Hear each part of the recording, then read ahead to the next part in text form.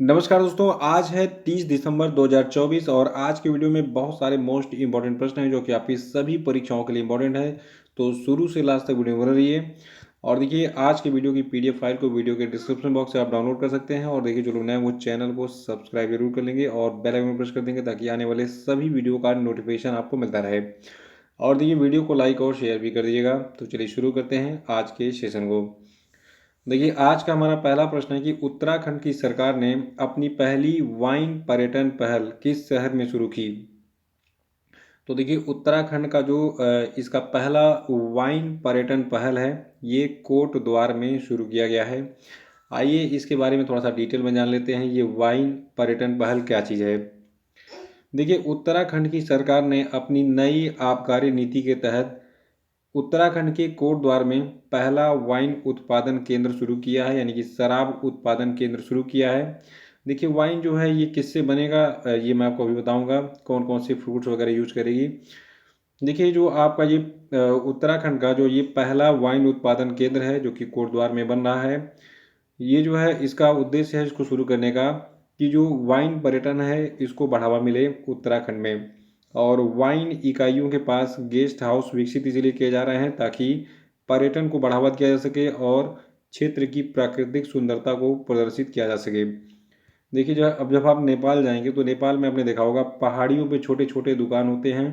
चाहे छोटा दुकान हो चाहे बड़ा दुकान, चाय पानी की दुकान पे आपको दारू और बियर मिल जाएगा। मतलब वहाँ कोई लाइसेंस वगैरह की ज़रूरत नहीं होती है कि आपको दारू बेचना है तो आप दारू वगैरह का लाइसेंस लीजिए।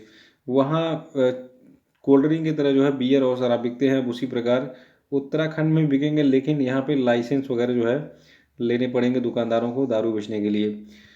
और आपको बता दें, उत्तराखंड के प्रचुर मात्रा में जो फल पाए जाते हैं, जैसे माल्टा हो गया, सेब हो गया, बुरांस हो गया, बुरांस का फल, और नाशपाती हो गया, गलगल हो गया, इन सभी का उपयोग किया जाएगा इस वाइन उत्पादन में। और कोटद्वार में एक निजी वाइन इकाई संचालित है और ये बागेश्वर और चंपावत में नई इकाइयाँ स्थापित करने की जो है उत्तराखंड की योजना, उत्तराखंड सरकार की योजना भी है। तो इस चीज़ को याद रखिएगा कि उत्तराखंड सरकार ने अपनी पहली वाइन पर्यटन पहल को जो है कोटद्वार में शुरू किया है ताकि वाइन पर्यटन को उत्तराखंड में बढ़ावा मिले। और देखिए, उत्तराखंड की बात कर लेते हैं। देखिए, उत्तराखंड की दो राजधानियां हैं और इसकी जो विंटर यानी कि शीतकालीन राजधानी आपकी देहरादून है। और पहले भी देहरादून ही राजधानी थी, लेकिन बाद में उत्तराखंड की ग्रीष्मकालीन राजधानी बनाया गया जो है भरानी सैंड को। और उत्तराखंड की स्थापना देखिए 9 नवंबर सन 2000 को हुई थी। उत्तर प्रदेश राज्य से इसको अलग करके एक नया राज्य बनाया गया था 9 नवंबर सन 2000 को। और उत्तराखंड के मुख्यमंत्री हैं पुष्कर सिंह धामी और गवर्नर हैं गुरमीत सिंह यहाँ के। और याद रखिएगा, उत्तराखंड पहले जो है उत्तर प्रदेश का पार्ट हुआ करता था सन 2000 के पहले। और दूसरा प्रश्न है, किस संस्थान ने सड़क सुरक्षा में सुधार के लिए कैटल शेल्टर प्रोजेक्ट शुरू किया। तो देखिए, सड़क सुरक्षा में सुधार के लिए कैटल शेल्टर प्रोजेक्ट को शुरू किया गया है national highways authority of India के द्वारा। आपको बता दें, national highways authority of India जो है इसने कैटल शेल्टर प्रोजेक्ट शुरू किया है ताकि राष्ट्रीय राजमार्गों के किनारे शेल्टर बनाए जा सकें और सड़क सुरक्षा में सुधार किया जा सके। इस पहल का उद्देश्य जो आवारा पशु हैं उनके लिए जो है सुरक्षित स्थान प्रदान करके पशु संबंधित दुर्घटनाओं को कम करना है। आपने देखा होगा हाईवे पे रात में जो है जानवर घूमते हैं और हाईवे पे देखिए स्पीड काफ़ी लोगों की तगड़ी होती है, 70 80 90 की स्पीड में सब लोग होते हैं। अगर अचानक से कोई ऑब्जेक्ट सामने आ गया, अगर आप अचानक से ब्रेक मारेंगे तो आप ज़रूर जो है एक्सीडेंट आपकी गाड़ी का हो सकता है। तो इसीलिए ये जो आवारा पशु घूम रहे हैं उन्हीं के लिए ये कैटल शेल्टर प्रोजेक्ट शुरू किया गया है ताकि इन सभी कैटल्स को जो है उन शेल्टरों में ले जाकर उनको दाना पानी खाना जो भी दिया सके, ठीक है, और उनकी सुरक्षा हो सके। देखिए, जो national highway authority of India है इसने गवार कंस्ट्रक्शन लिमिटेड के साथ इन शेल्टरों के निर्माण और रखरखाव के लिए एक समझौता किया है। और इन शेल्टरों में घायल पशुओं के लिए प्राथमिक चिकित्सा सुविधाएं भी उपलब्ध होंगी और पशु एम्बुलेंस भी शामिल होंगे, यानी कि अगर किसी पशु का एक्सीडेंट हो गया तो उसको एम्बुलेंस में लाकर इन शेल्टरों में उसका ट्रीटमेंट किया जा सके। और ये परियोजना आवारा पशुओं के मानवीय उपचार के प्रति national highway authority of India की प्रतिबद्धता को दर्शाती है और साथ ही यात्रियों की सुरक्षा सुनिश्चित करती है। तीसरा प्रश्न है कि हाल ही में चर्चा में रहा स्वदेश दर्शन 2.0 और प्रसाद और SCI किस मंत्रालय की पहले हैं? तो देखिए ये योजनाएं पुरानी हैं, इनको रिन्यूअल किया गया है और ये पर्यटन मंत्रालय की योजनाएं हैं, स्वदेश दर्शन, प्रसाद और SACI। आइए इन तीनों के बारे में जान लेते हैं क्या अपडेट है। देखिए 2024 में पर्यटन मंत्रालय ने स्वदेश दर्शन 2.0, प्रसाद और SACI जैसी पहलों के माध्यम से बुनियादी ढांचे, सतत पर्यटन, वैश्विक प्रचार और कौशल विकास पर ध्यान केंद्रित किया है। और आपको बता दें स्वदेश दर्शन 2.0 जो आपकी योजना है यानी कि SD 2.0 जो आपकी योजना है, इसने कुल 5,287.90 करोड़ की लागत से 76 परियोजनाओं को मंजूरी दी। इसमें 75 पूरी हो चुकी हैं, यानी कि 76 में से 75 पूरी हो चुकी हैं, केवल एक बची है, उसको भी पूरा कर लिया जाएगा। और देखिए स्वदेश दर्शन 2.0 का उद्देश्य पर्यटक केंद्रित दृष्टिकोण के साथ जिम्मेदार पर्यटन विकास है। और प्रसाद योजना की बात करें तो देखिए ये तीर्थ यात्रा से संबंधित है। देखिए इस योजना को जो है आप हिंदी में कह सकते हैं तीर्थ यात्रा पुनरुद्धार और आध्यात्मिक संवर्धन ड्राइव, ठीक है, योजना। और ये योजना जो है इसने कुल 1,646.99 करोड़ की लागत से 48 परियोजनाओं को मंजूरी दी थी, जिसमें से 23 पूरी हो चुकी हैं। इसके बारे में अपडेट है ये। और आपको बता दें पूंजी निवेश के लिए राज्यों को विशेष सहायता SASCI जो आपका है, इसने 23 राज्यों में प्रतिष्ठित पर्यटन केंद्रों के विकास के लिए 3,295.76 करोड़ की लागत से 40 परियोजनाओं का समर्थन किया है। तो इन तीनों योजनाओं के बारे में आपको बता दिया है। स्वदेश दर्शन के बारे में क्या अपडेट है और प्रसाद योजना के बारे में, और जो आपका SACI यानी कि पूंजी निवेश के लिए राज्यों के लिए विशेष सहायता योजना, ठीक है, उसको नोट कर लीजिएगा। चौथा प्रश्न है समाचारों में देखी गई पेरिंगमाला पंचायत किस राज्य में स्थित है? तो देखिए जो आपका पेरिंगमल्ला, देखिए इसको थोड़ा सा झटके में पढ़ेंगे, जैसे साउथ के जो वर्ड्स होते हैं थोड़ा सा झटके वाले होते हैं, ठीक है। तो पेरिंगमल्ला पंचायत जो है आपका केरला में स्थित है। और इसके बारे में एडमिट क्या है आपको बता दें, राष्ट्रीय मानवाधिकार आयोग जो है इसने केरल के पेरिंगमल्ला पंचायत में बढ़ती आत्महत्याओं का स्वतः संज्ञान लिया है, क्योंकि वहाँ पे बहुत सारी आत्महत्याएं हुई हैं, आदिवासी समुदाय के द्वारा आत्महत्या हुई है, यानी कि सुसाइड हुआ है। यहाँ पर 2024 में 23 आत्महत्याएं हुई, जबकि 2011 से 2022 के बीच में 138 आत्महत्याएं हुई। आपको बता दें इन्हीं आत्महत्याओं को रोकने के लिए, और देखिए पूरे दुनिया की बात नहीं करेंगे अभी, केवल भारत की। देखिए जो मानवाधिकार आयोग होता है ये पूरी दुनिया में जो है ये मानव के कल्याण के लिए, उसके हक के लिए लड़ता है कि भाई वो अगर सुसाइड कर रहा है किस कारण से कर रहा है, उन कारणों को सरकार जाने और उनकी सहायता करे। तो भारत में भी भारत का जो राष्ट्रीय मानवाधिकार आयोग है, ठीक है, तो इसलिए इसका गठन किया गया है और इसने इन सभी आत्महत्याओं को संज्ञान लेने के लिए जो है भारत सरकार को जो है कहा है, ठीक है। आइए थोड़ा सा जान लेते हैं राष्ट्रीय मानवाधिकार आयोग के बारे में। देखिए जो आपका राष्ट्रीय मानवाधिकार आयोग है ये एक स्वतंत्र संवैधानिक निकाय है। देखिए एग्जाम में कई बार प्रश्न पूछा गया है कि राष्ट्रीय मानवाधिकार आयोग किस प्रकार का निकाय है। तो ये एक स्वतंत्र संवैधानिक निकाय है जो कि 12 अक्टूबर 1993 को मानवाधिकार संरक्षण अधिनियम 1993 के तहत स्थापित किया गया था। और ये संविधान और अंतर्राष्ट्रीय संधियों के अनुसार जीवन, स्वतंत्रता, समानता और गरिमा से संबंधित अधिकारों की रक्षा करता है। और पांचवा है कि समाचारों में देखा गया अरिट्टपट्टी गांव किस राज्य की पहली जैव विविधता धरोहर स्थल है। तो देखिए जो अरिट्टपट्टी गांव है ये आपका तमिलनाडु में स्थित है और ये इसकी तमिलनाडु की पहली जैव विविधता धरोहर स्थल है। आपको बता दें यहाँ पे क्या अपडेट मिला है, यहाँ पे एक देखिए मेटल दिख रहा है, ये क्या चीज़ है इसको थोड़ा सा हम जानेंगे वीडियो में। देखिए यहाँ पर अभी हाल ही में पुरातत्वविदों ने तमिलनाडु सरकार से अरिट्टपट्टी में टंगस्टन खनन को रोकने का आग्रह किया है, क्योंकि इसका पुरातात्विक और पारिस्थितिक महत्व है। यानी कि एक प्लेस है अरिट्टपट्टी, वहाँ पर जो है टंगस्टन का खनन किया जा रहा है, जिसके कारण वहाँ पर जो है पुरातत्वविदों का विरोध चल रहा है कि भाई यहाँ पे खनन मत करो। क्यों मत करो? क्योंकि आपको बता दें जो अरिट्टपट्टी गांव है ये तमिलनाडु के मदुरई में स्थित है और ये तमिलनाडु की पहली जैव विविधता धरोहर स्थल है। यहाँ भारतीय पेंगोलिन, पतला लोरिस, अजगर और 250 पक्षी की प्रजातियां रहती हैं, जिनमें लग्गर फाल्कन, शाहीन फाल्कन और बोनेली ईगल जैसे शिकारी पक्षी भी यहाँ पे रहते हैं। और इस गांव में 2200 साल पुराने मेगालिथिक संरचनाएं, तमिल ब्राह्मी शिलालेख, जैन बिस्तर और चट्टानों को काटकर बनाए गए मंदिर भी मौजूद हैं। इसीलिए यहाँ पर खनन पर रोक लगाई जा रही है।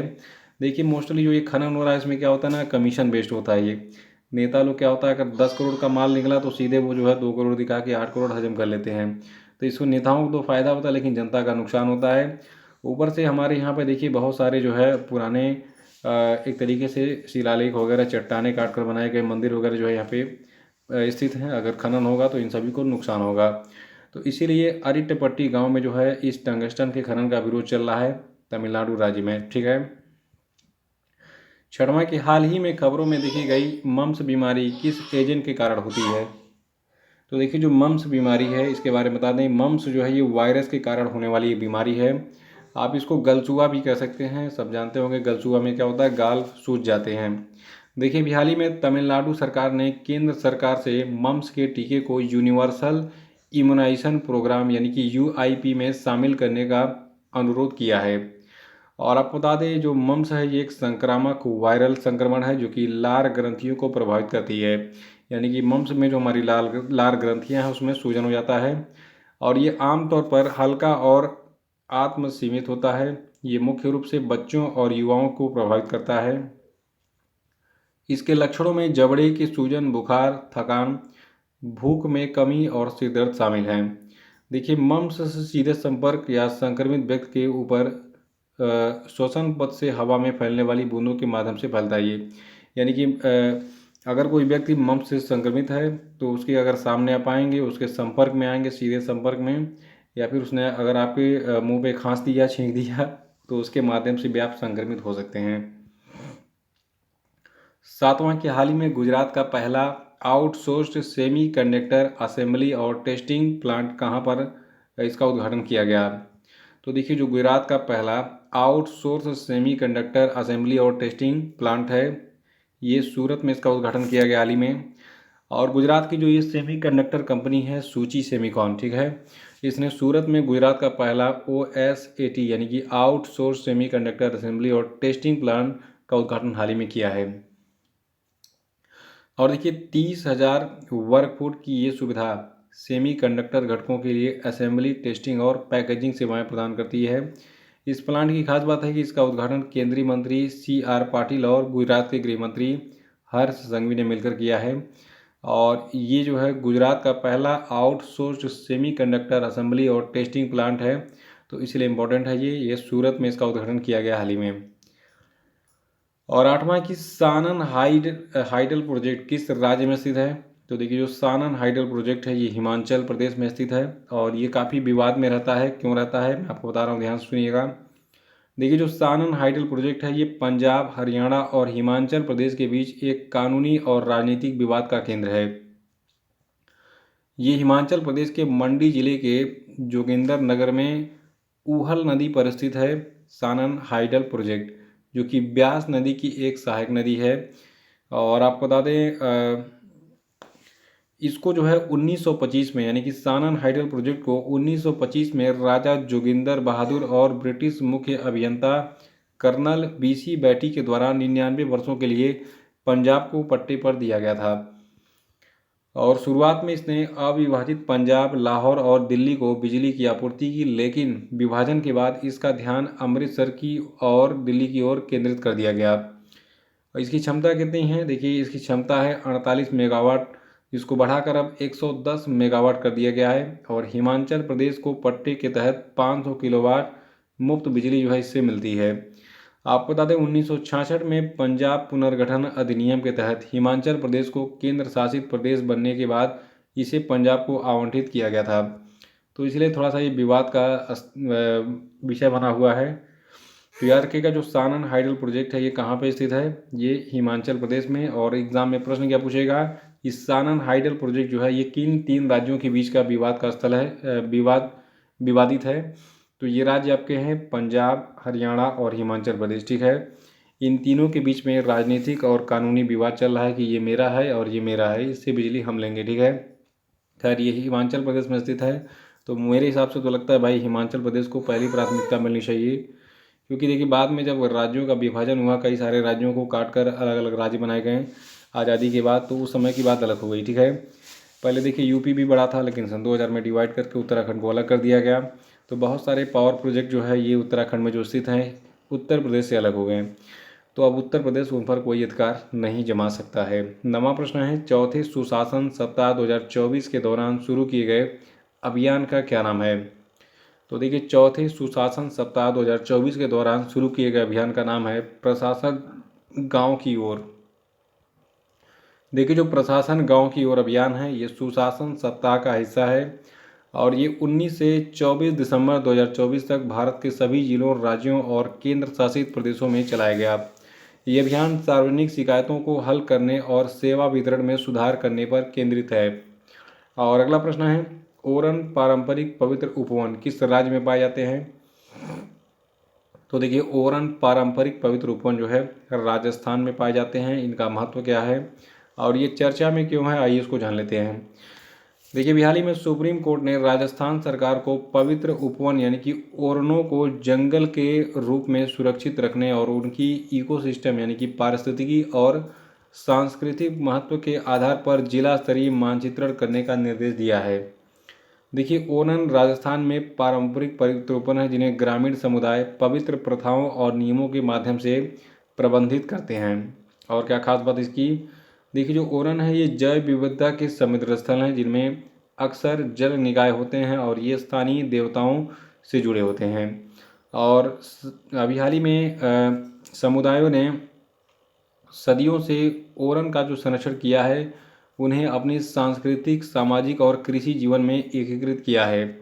और ओरन जो है ये पशुओं के लिए चारागाह, सामुदायिक सभाओं, त्योहारों और अनुष्ठानों के स्थल के रूप में कार्य करते हैं, और जिससे पर्यावरण संरक्षण का प्रयास जो है उसको बल मिलता है। तो ओरन का बहुत सारा महत्व मैंने आपको बता दिया। और यहाँ पे याद रखिएगा ओरन पारंपरिक पवित्र उपवन जो है ये राजस्थान में पाए जाते हैं। इनके संरक्षण के लिए सुप्रीम कोर्ट ने राजस्थान सरकार को निर्देश दिया है, और यही चीज़ आपको याद रखनी है। बाकी मैंने इसके डिटेल्स बता दिए, क्या महत्व है इसका, क्यों इसको संरक्षित करने के लिए सुप्रीम कोर्ट ने आदेश दिया है राजस्थान सरकार को। तो इसी के साथ आज का सेशन समाप्त होता है। जय हिंद।